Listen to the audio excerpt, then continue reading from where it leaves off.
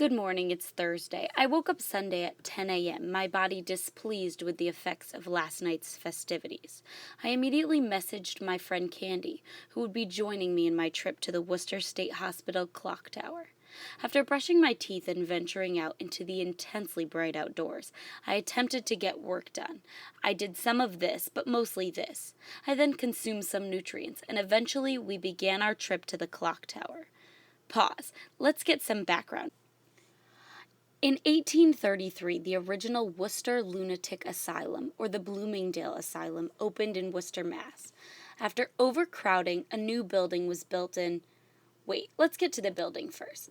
After getting slightly disoriented and looking out over this lake, I saw the highest point of the tower peeking over the trees. As we traveled down the road, listening to David Bowie and watching bold pedestrians exert their right of way, I was just as nervous as I was excited. Excited to see such a historic building in Worcester, terrified of having a run-in with the police. Spoiler alert, no police. As we approached the building, we noticed the metal fence surrounding the property, begging to be hopped. We then noticed a much more inviting gap.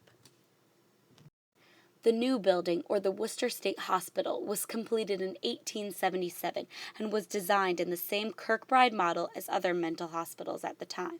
The complex was large, seated on a 275-acre campus, though much of the building does not survive today. The flagstone and brick exterior of the remaining administration building or clock tower and the rotunda, called Hooper's Turret, are reminiscent of a strange castle. I couldn't help but feel a sense of intimidation emitted by the structures. Their strange isolation and heaviness felt melancholic, yet had an aspect of comedy. The annual report from the Worcester Lunatic Asylum in 1870 describes the plan for the new hospital. It should be constructed in the most substantial manner of brick or stone and made as cheerful and pleasing in their aspect as a due regard to a wise economy will permit. Cheerful isn't exactly the word I would use to describe this place. On July 22, 1991, a fire blazed through the hospital, causing severe damage but leaving the administration building and the right wing spared. A proposal for a new psychiatric complex began in 2004. In 2008, the rest of the surviving Kirkbride building was demolished, except the administration building with its clock tower and Hooper's Turret roughly 500 feet away. In May of 2009, construction of the new psychiatric facilities began. The project was estimated to cost $302 million and was scheduled to be completed in March 2012. Well, it's now May of 2012 and the facility is yet to be open. This sign found next to Hooper's Turret shows an overhead view of the nearly completed plan. Recently, there has been much attention focused on the clock tower and Hooper's Turret.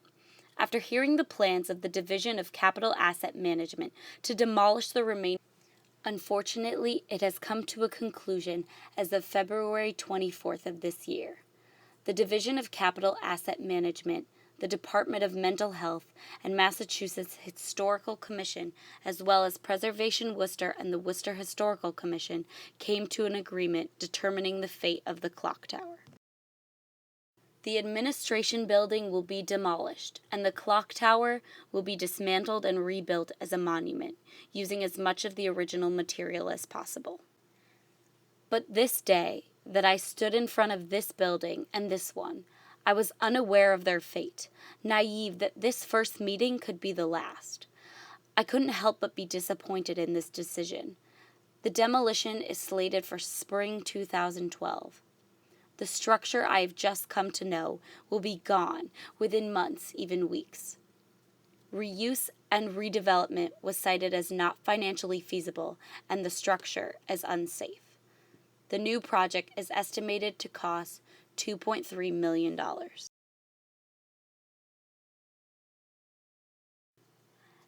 As I was reading the environmental notification form and planning my next trip to the tower, I noticed a decision that, if otherwise, could have saved the tower. That is the decision in 2010 by the National Park Service that the building does not qualify for historic tax credits. It's clear to see that money is almost always the determining factor in what stays up and what comes down.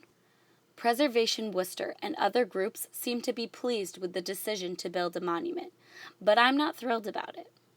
The plan is to meticulously rebuild the clock tower in an isolated manner, as seen here in a sketch. It no longer has the same effect as the dense administration building which stands today. At least I still think it's standing today. I'm sure that Sigmund Freud, who visited the hospital on his only trip to America, would have something to say about the erection of this clock tower as a monument. Pun completely intended.